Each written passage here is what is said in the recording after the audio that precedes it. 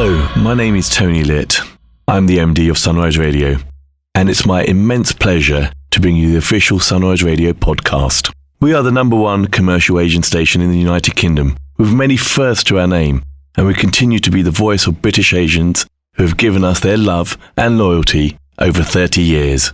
It's a legacy we cherish and a responsibility that we don't take lightly. Our aim has always been to entertain the listeners with the best of Bollywood and Bhangra, while also addressing their concerns. A real voice for the community, a vibrant community, and a great nation. We are proud to be British and Asian. This podcast is a compilation of some of the things we do on the station, with a stellar lineup of presenters who each have their own personality and style. It's entertaining, informative, engaging, and we hope you will enjoy it here as a podcast if you are unable to tune in to the radio.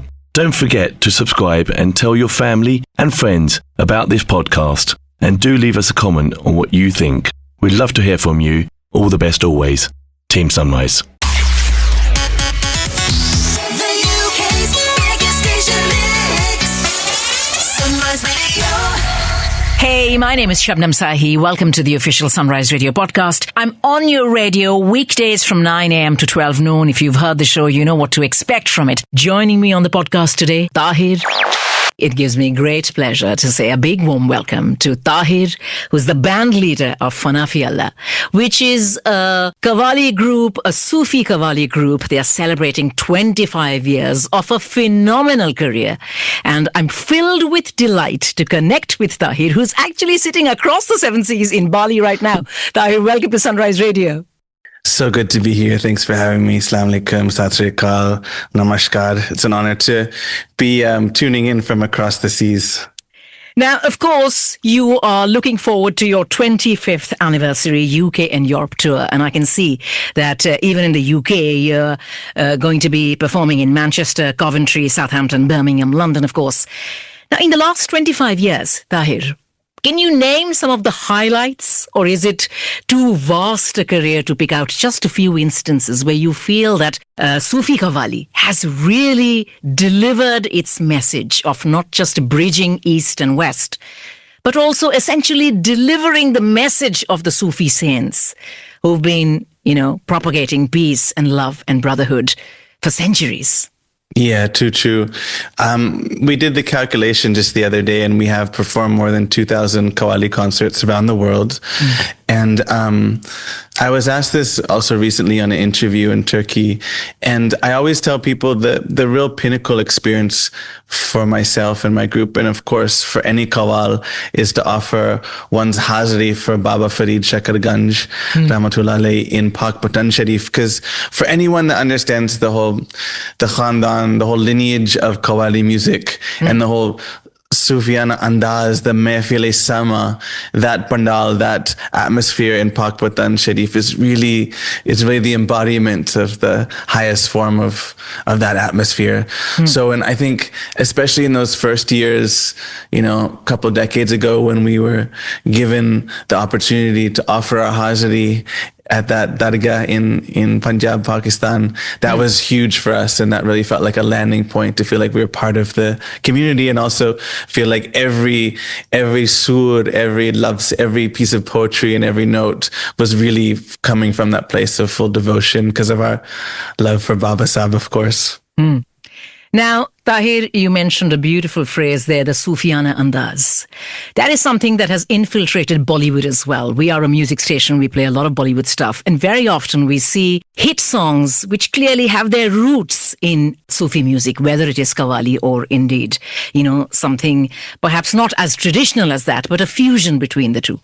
Now, the Sufi tradition is one where, correct me if I'm wrong, the tradition is actually handed down generations, right? So how did you first get into it? What drew you to this? Where did you first hear it even? And feel that, my God, this is what I want to do. This is what speaks to me.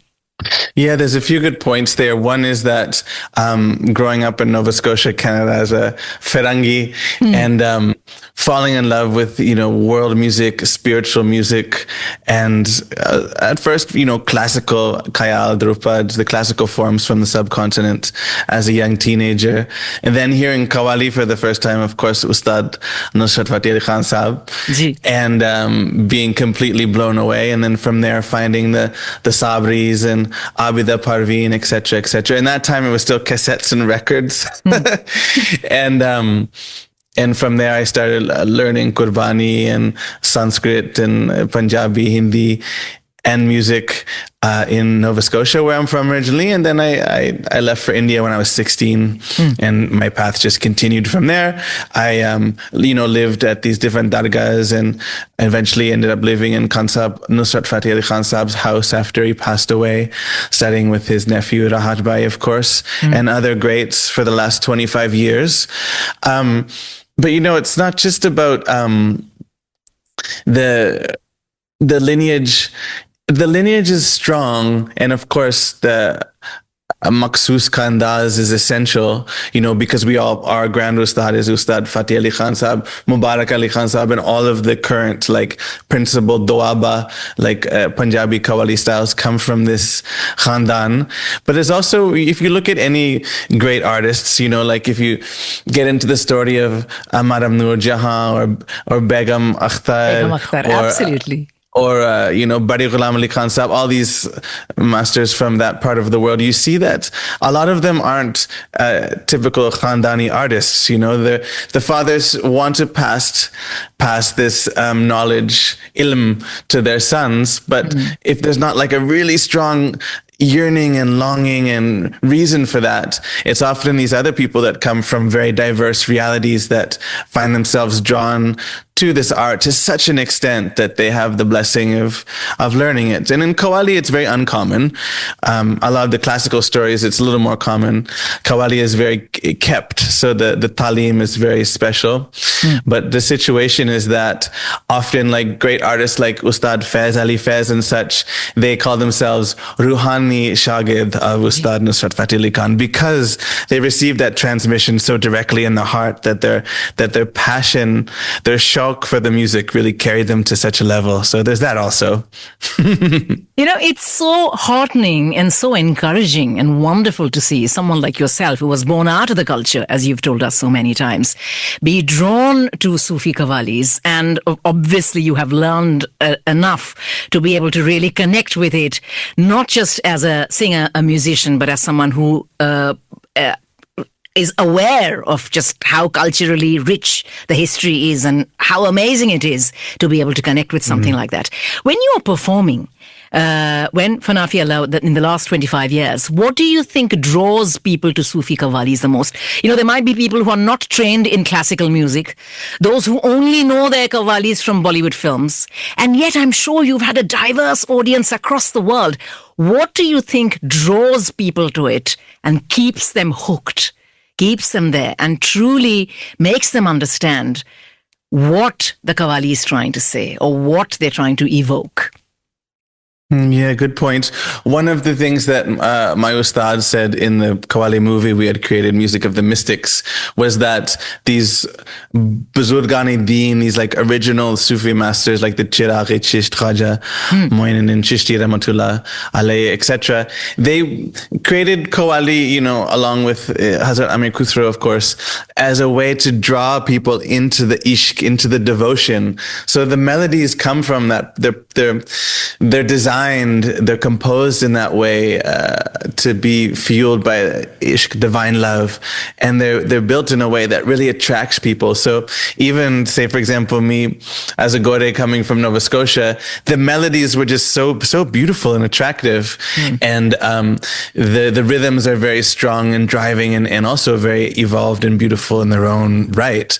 But I think beyond those two elements is that those that perform Qawwali well, like we were talking about Abda Parveen, etc., they have so much devotion in their voice that anybody can come from God knows where and hear it and feel that devotion as the vehicle of music transmits. So somebody like myself coming from maybe a less traditional culture or less spiritual background or religious background will hear that and feel like, what is that devotion in that voice? I can feel that. It touches my heart. And that's really magnetic for sure. Absolutely. It takes you to another level. Now, fans of Fanna-Fi-Allah who are listening to our conversation on Sunrise Radio right now, I did say to them, you're performing in Manchester, Coventry, Southampton, Birmingham, and in London. And indeed, you're performing in many cities in Europe. This is your 25th anniversary tour. Tahir, as the band leader, what would you like to say to them? What can they expect when they come and, be a part of your 25th anniversary celebration? Well, I think the unique element of Fanna-Fi-Allah, of our ensemble, is that it's a very masti environment. I guess we've been considered, the Malangs or the Kalandars of the Qawwali scene now for a while because of our vibe, and I guess the so much time lived in the dargahs and in Sevan Sharif. So it's very high energy Qawwali for those people that like that. We only play the deep traditional ones. We don't do like the filmy or halagula stuff. But it's very high intensity, you could say. So there's always a lot of dancing. We have whirling dervishes. Our group is large, and it's the artists in the group are from all over the world. So they all have very unique connections to this art form. They've all had to travel a long way and really follow quite a thread of a heart's calling to arrive in this place. So I guess at the shows, you could say that there's like everybody in the group is a very, very skilled and amazing person as well as personality, so they really add a unique element of their devotion. So the music is powerful in that way. I mean, you could say technically we're very well trained. You can say that we look very animated and unique. And you could say, the venues this year are some of the best in Europe because it's our 25th year. But I think when it comes down to it, the music, what I recommend is people to hear Qawwali in its traditional form, because it's so rare that there's not like a drum kit or an octopad or a filmy song or a guitar or God knows what. So to hear it in its raw form with like very well-tuned table and harmoniums and sung with the passion, of the love for these Buzurgan-e-Deen and the recipients of this devotion, I think it carries a lot to say. If I may say so myself, it's something we're proud of for sure. Tahir, as the band leader of Fanna-Fi-Allah, thank you so much for your time. We are so looking forward to this fantastic 25th anniversary concert. And chalte mera aakhri sawal aapse ye hai ki what would you like to say to people who are perhaps considering taking up music as a profession, who are inspired by this interview, by this conversation? Do you think there's enough place for them in the world in terms of adopting something that proves to be a soulful experience and yet at the same time gives them a means of livelihood as well? To budding musicians up and down the UK listening to you right now, what would your message be? No, I think it's a terrible idea, honestly. But like with anything, becoming deeply involved with anything, it's really, to say the least, it's very character building, because the path of having to go against the grain in so many ways, as you say, like making it a sustainable path is almost impossible as an artist outside of the pop music world. So, but we do have a whole platform for that. It's called the Sama School of Music online, where we have artists, the best in the world, teaching tabla, harmonium, vocals. We have retreats, all of this going on to try to cultivate this wisdom that's been passed down from our ustads. And also, as I mentioned, we have the film Qawwali, Music of the Mystics. It's a very, award-winning 8-part film series. And that's been our way to really help guide people along this path that want to learn more about Qawwali and about the tradition as far as musically, spiritually, culturally. This has been our mission as well. So I do encourage anybody that feels drawn to that to join us in those platforms, and also just to follow their heart, but then I guess never truly trust that such an art form can be something that would generate abundance beyond that abundance of, divine love, that of ishq, and anything beyond that, would be the grace of God, inshallah. Inshallah. Tahir Saab, thank you so much for your time. I wish you the very best for this concert. Thank you so much for talking to us on Sunrise. See you soon. Thank you. Have a beautiful day. Bye-bye. And you. Bye-bye. You can catch Shabnam Sahi, the ultimate storyteller, weekdays 9 a.m. till 12 noon.